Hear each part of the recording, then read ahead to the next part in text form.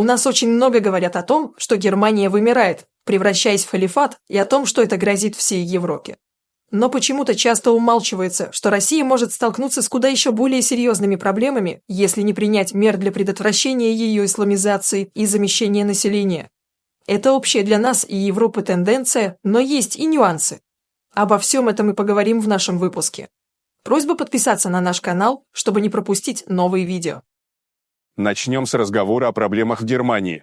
Но вы, наверное, заметите, что если такие слова, как Германия или Европа, заменить на Россию, то смысл почти не изменится.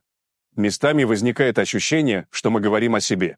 Что касается Германии, то внешне может показаться, что там все в порядке. В 2023 году страна поднялась на 3-ю позицию в рейтинге крупнейших экономик мира, обогнав Японию, согласно Associated Press. Однако причина этого не в интенсивном росте немецкой промышленности, науки и технологий, а в замедлении японской экономики, которое привело к ее рецессии и позволило Германии встать на 3-ю ступеньку мирового рейтинга по номинальному ВВП в долларах, уступая лишь США и Китаю. Можно ли говорить о триумфе, прогрессе и благополучии? Как же сами немцы воспринимают эти процессы, происходящие в их преуспевающей стране? Немцы, тем временем, решительно не желают размножаться. Демографическая картина Германии подтверждает мысли о том, что европейское общество медленно увядает и уступает более молодым, энергичным и более агрессивным народам, в первую очередь мусульманским. И здесь ключевую роль играет не миграция. Миграция – это лишь следствие. Основная причина кроется в том, что европейцы постепенно исчезают, и этот процесс начался достаточно давно. Сейчас он достиг таких масштабов, что стало невозможно игнорировать. И скорость этого процесса будет только расти. Это неизбежно, и никакие ограничения миграции не смогут изменить ход событий.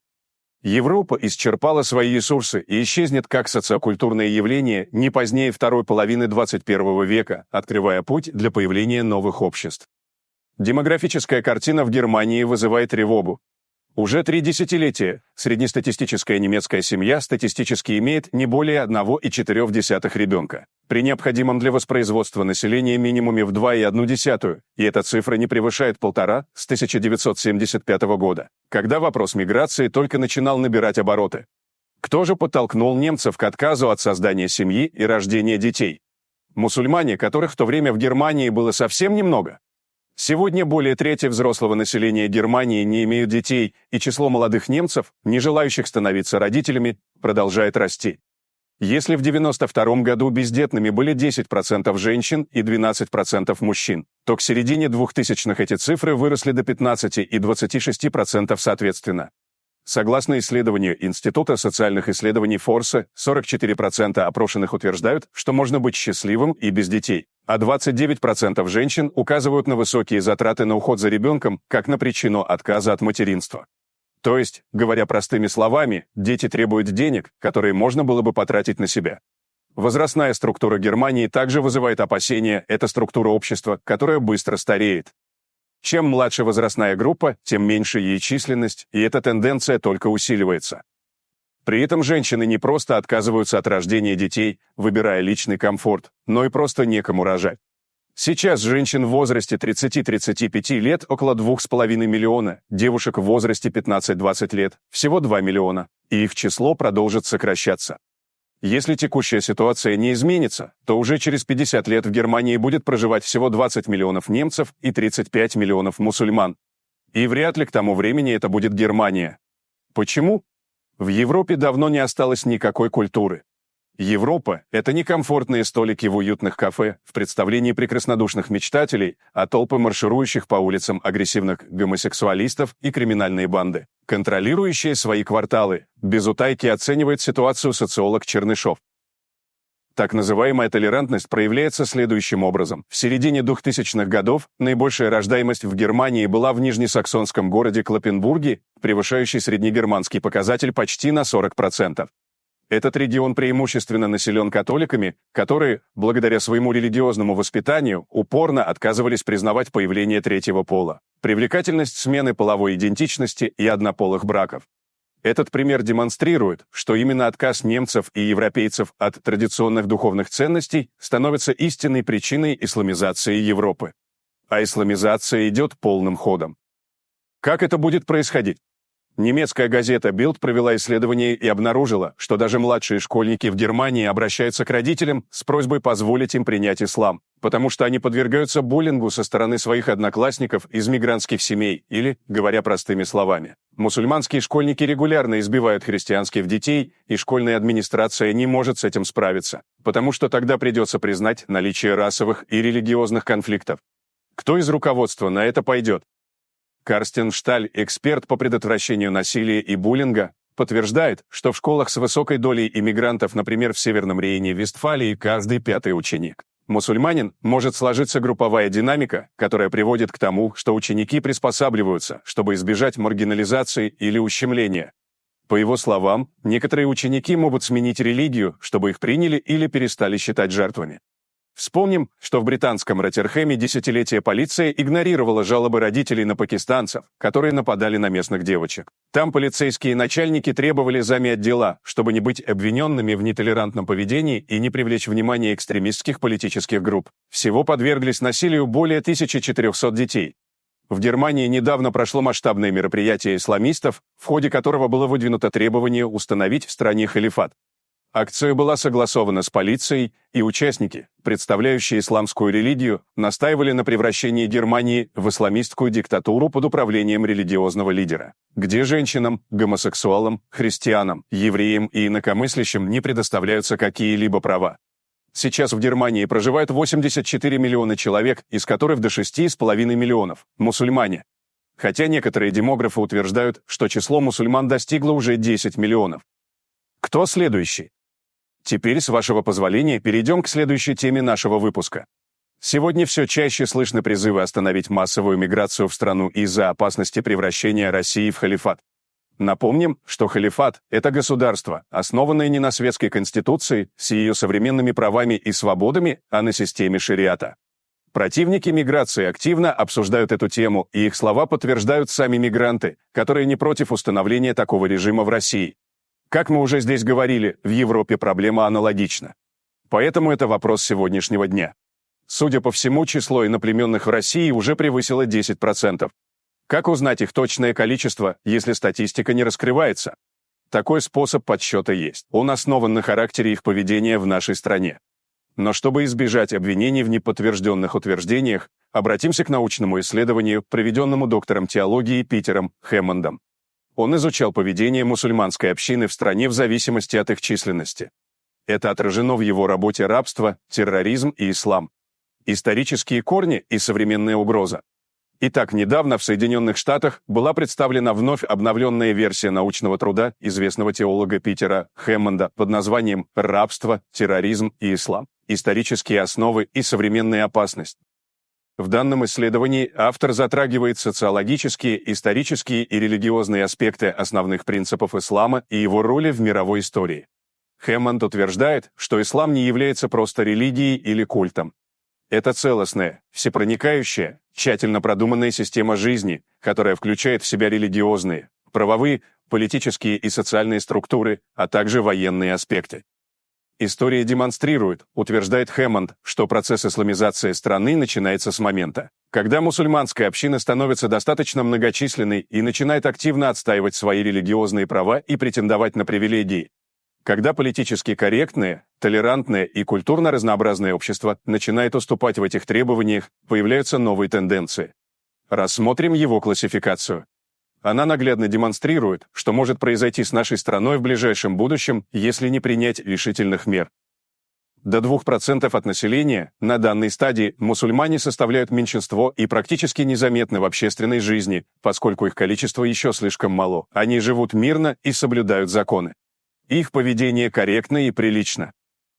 От 3 до 5% от населения с течением времени формируются диаспоры, обособленные общины. Открываются первые центры религиозной пропаганды. Начинает происходить объединение по религиозной принадлежности. Появляются первые требования о культурной автономии. От 5 до 10% от населения диаспоры постепенно увеличивают свое влияние и начинают занимать определенные территории. Заключаются соглашения, устанавливаются коррупционные связи с местной администрацией, полицией в целях получения привилегий. Культурное присутствие становится все более заметным. Слово «халяль» можно увидеть почти на каждом углу, создаются культурные центры, строятся мечети, появляются рестораны для своих. В сетевых магазинах начинают продаваться товары, предназначенные для мусульман. В школах увеличивается количество детей из мусульманских семей, которые начинают устанавливать свои обычаи и влиять на других детей. От 10 до 15% от населения в обществе начинают усиливаться антиисламские настроения. В ответ на них возрастает агрессия со стороны мусульманского населения. Начинают происходить теракты и акты устрашения. Мусульмане постепенно начинают захватывать власть, а политики, стремясь получить их поддержку, начинают уступать их требованиям. Иностранцы, получившие или приобретшие гражданство, начинают проникать во властные структуры, полицию, силовые органы. Они начинают покупать недвижимость в определенных районах и вытеснять оттуда местное население. От 20 до 40% от населения мусульмане постепенно начинают устанавливать свои правила в городах. Они начинают публично оскорблять людей, избивать прохожих за то, что они выглядят иначе, неправильно одеваются и так далее. Возможно создание исламского патруля, а христианские церкви и синагоги станут первыми объектами для нападений. От 40 до 60% от населения в обществе начинается масштабный конфликт, который можно сравнить с гражданской войной. Фактически решается судьба государства, и если не мусульманское население проиграет, то оно будет подвергнуто жестокому насилию. От 60 до 80% от населения начинается серьезное давление на немусульманское население через государственные структуры. Начинается преследование, ущемление прав немусульман и христиан, они фактически становятся людьми второго сорта. Пример – Косово и любая мусульманская страна, такие как Пакистан или Турция. Больше 80% от населения – фактическое установление халифата с принятием норм шариата. Это принесет больше всего проблем немусульманам и христианам, поскольку насилие против этих групп станет регулярным, более того, частью государственной политики. Возможно, начнется уничтожение иноверцев. Как думаете, уважаемые зрители, где сейчас находимся мы? Напомним, мы уже наблюдали подобное в Косово. Сначала их было немного. Затем они обрели свою страну, оставшиеся сербы стали жить в опасности, а христианские храмы подверглись разрушению. Такой ли мы хотим видеть нашу страну?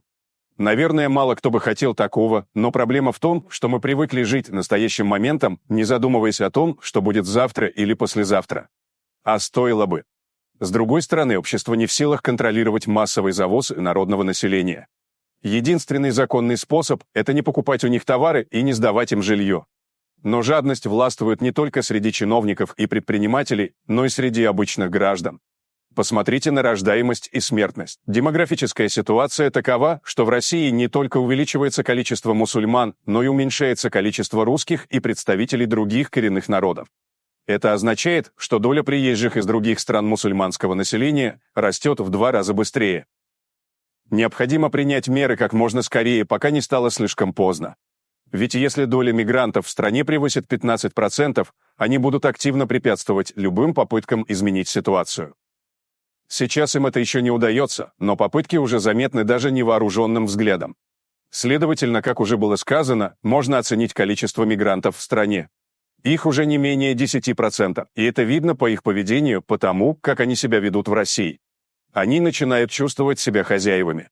Так что депутатам пора бы проснуться. Однако стоит упомянуть, что в России есть мусульманские республики в Поволжье и на Кавказе. В России нет межнациональных проблем, включая межрелигиозные, что означает, что Хаммонд не знаком с российским опытом мирного сосуществования и взаимного обогащения культур народов. Таким образом, он писал не о сосуществовании ислама и христианства, а о экспансии радикально настроенных иностранцев, которые хотят заменить светскую власть на шариат. Не думается, что российским мусульманам нужен халифат в России. Потому что у нас есть традиция жить вместе и совместно решать проблемы, стоящие перед Россией. Халифат нужен пришлым из Средней Азии и Закавказья, а также их покровителям, включая депутатов, чиновников и некоторых бизнесменов. Все это мы рассказываем не с целью разжигания ненависти. Это просто ознакомление с социальной теорией замещения одного народа другим. Все это уже было реализовано, а примером служит Косово, где произошла замена православных сербов албанцами. Остается вопрос, что же делать? Как мы уже говорили, простые люди не могут влиять на проводимую властями политику. Поэтому нет смысла переживать и пытаться влиять на то, что от тебя не зависит. Правильным было бы начать с себя, со своего образования и воспитания в определенном ключе своих детей. Придется много работать, чтобы располагать ресурсами во благо себе и будущего своих детей. А право вымирать можно оставить тем, кто хочет. Хотелось бы знать, что насчет всего этого думаете вы, уважаемые зрители. Делитесь своим мнением в комментариях и не забудьте подписаться на канал, если вы этого еще не сделали. Всем добра, всем пока!